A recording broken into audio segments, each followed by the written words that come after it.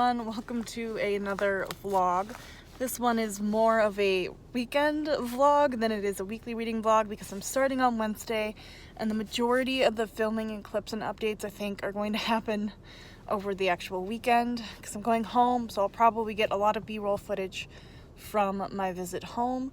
So we're just doing that instead of trying to make this a whole week-long thing because work has been biting my butt very hard the last week and a half, and I've been really just unnecessarily anxious, basically. So we're just gonna cut the amount of footage that I might have to edit later shorter and make it more of an enjoyable thing to edit. I already have my video for Friday all edited and ready to go. I just have to upload it, which is very nice. I'm working a little bit later than the day that I'm used to working. I'll get off at like 6, so that's interesting. I'm just waiting for my car to heat up, and then I'll be off to work for the day. So I've been reading, I've been reading A Gathering of Shadows. I would say 65% through with it, so I should have no problem finishing it before the end of the readathon. Okay, good morning. It is Thursday morning, Thanksgiving morning. I'm going to go to work in about 10-20 minutes. I'm working a long shift again today, so I won't be home until possibly 4:30-ish, and then I have some kind of family Zoom call at some point later in the evening, so who knows if I'll actually be able to finish A Gathering of Shadows tonight. I'm thinking I probably could do it. I only have 100 pages left now. It's good.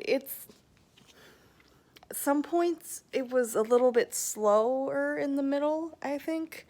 And I wouldn't have noticed it so much if I was physically reading it. I probably would have noticed it a lot more than I do when I'm listening to the audiobook, because I rotate between reading and listening to the audiobook just when I'm doing something with my hands or eating or whatever. And so, yeah, it just kind of was a bit slower in the middle. But now that we've really gotten into the game part of the book, which was something I was not really expecting going into this book, that there was going to be a tournament involving the plot, like to help progress the plot and whatnot. It took a bit for it to actually start. It started like halfway through the book, I feel like. So I'm going to wait and drive home tomorrow morning, which is the 28th, so I need to just finish this book hopefully today before the end of the readathon so I can claim that I've read 4 books in Tome Topple. So yeah, that's basically all I have to say for this clip. I will check back in with you later.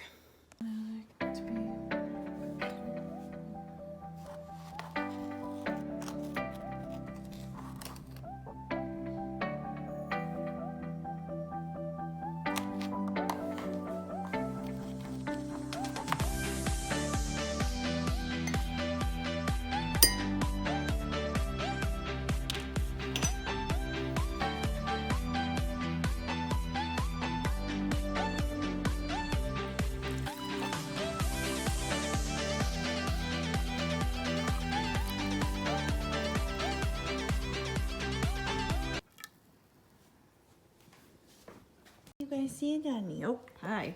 Back up. Hi, back up. Hi. Yes, you heard the camera, Hank. Say hi. See, now that you're home. Oh, is it a good spot? Is it a good spot? Oh, someone's jealous. Are you jealous? Are you jealous? Okay. Yes, I missed you. I missed you both. Yes, I did. Oh, my goodness, Hank. Do not play the full male dominance thing on me, Missy. Sit. Sit. Hank. Yes, Layla, I know you're here. I know, stop it. I know. I know. Yeah, you're a good girl.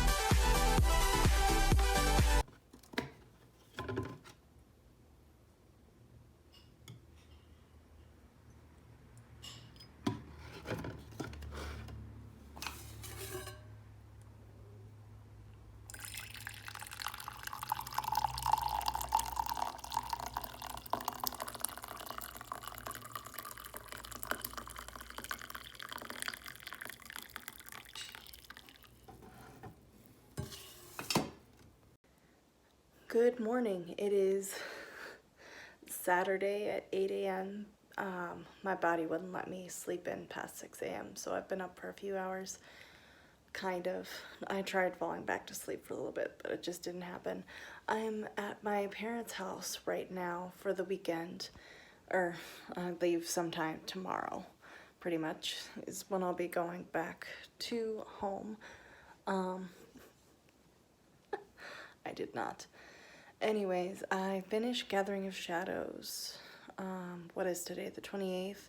So I finished it on the 26th, late at night on the 26th. So I didn't film an update for you before I just went right to bed. But I finished it and I was very fired up. So it was probably a good thing that I didn't film my initial reaction. Otherwise, it would have come across as way too ranty. But I finished A Gathering of Shadows. And some of the problems I had with book 1 were there in book 2, and they were worse. The main characters did not meet each other until like the last 80% into the book. And I was just not okay with that. This book was very predictable and very obvious, so I did not enjoy it as much. I gave it 3 stars, or like a 3.75, so kind of rounded up to 4. But really it's like a high 3, I guess. I still enjoyed it. I really love V.E. Schwab's writing and the way her storytelling kind of flows, so that was nice. But you know, the other things I was talking about and the characters' decisions just continually, specifically with Lila, she continues to be ridiculously impulsive, and that makes no sense with how her character is supposed to be portrayed as clever and witty and just so with it. Like, how was she making all these dumb, impulsive decisions? I don't understand. So yeah, the character development wasn't there, the plot was fairly obvious, and so I did not enjoy it nearly as much as I enjoyed the first one. I will still, however, plan on reading the 3rd book in the series. I don't know when, because I don't own it and I don't have any plans of requesting it from the library or anything. But yeah, it's just overall a fairly disappointing read, in my opinion.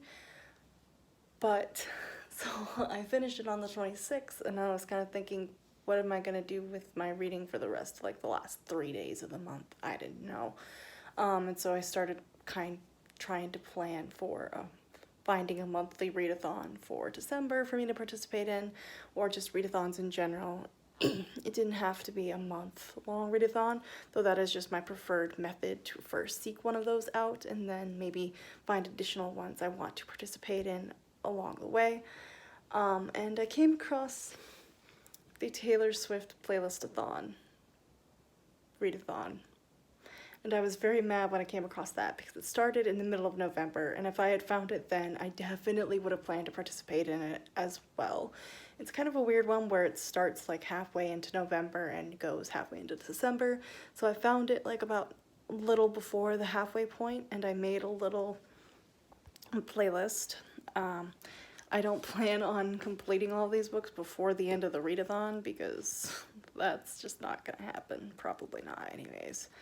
I'm just not that fast of a reader to be able to do that. But I have The Outside, which is, I think, a prompt for the lowest rated on my Goodreads.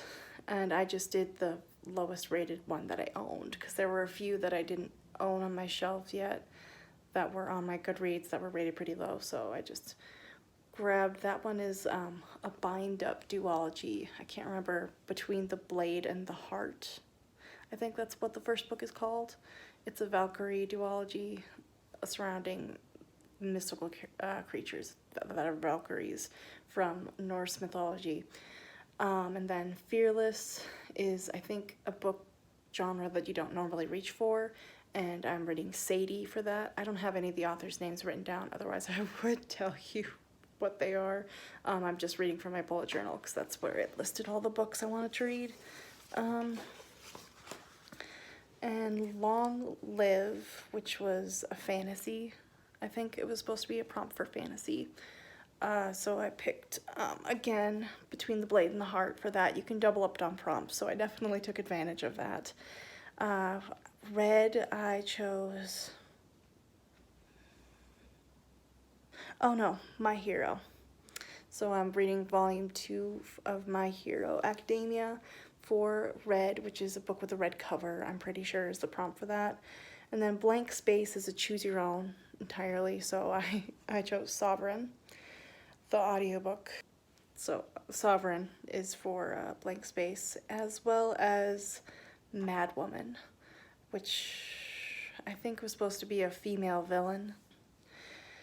And Don't Blame Me is a book I can't believe I haven't read yet, and for that I have a physical book here. Moxie by Jennifer Matteo. I have no idea how to say your name, but I've owned this book for years. A few years now at least, and I didn't even realize until I opened it up to read it that it's signed. Absolutely no clue that a book that I knew I personally would love, and I hadn't read it yet, and I was hitting myself for not having read it yet, so hence why I put it into this prompt. And then yeah, that's all I'm planning on trying to read for this next week. Hopefully I can include these books into my overall December monthly TBR just to make things easier on me, so I don't have to add 5 more books on top of that. We'll see how that goes. Anyways, my playlist is not very long, and like I said, I'm not trying to aim for the 13, the magical number 13. I just can't do that in a little over 13 days. It's not likely. So I just decided to pick one song from every album, and I did that. So we'll see if I can complete all of them. If I can, that'd be great. If I can't, I'm not gonna beat myself up over it because I just kind of jumped into this without really giving it much thought. So it's just a fun thing to do to show my love for Taylor Swift, even though I really wish I could have participated in it fully and could have made a whole TBR video and had a whole thing, but I didn't, so maybe next year. If they do this next year, we'll see.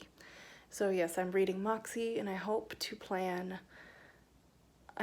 finish that or get really close to finishing it today, so by the time I leave tomorrow, I can go home and maybe finish it completely then after I've gotten home if I hadn't already finished it.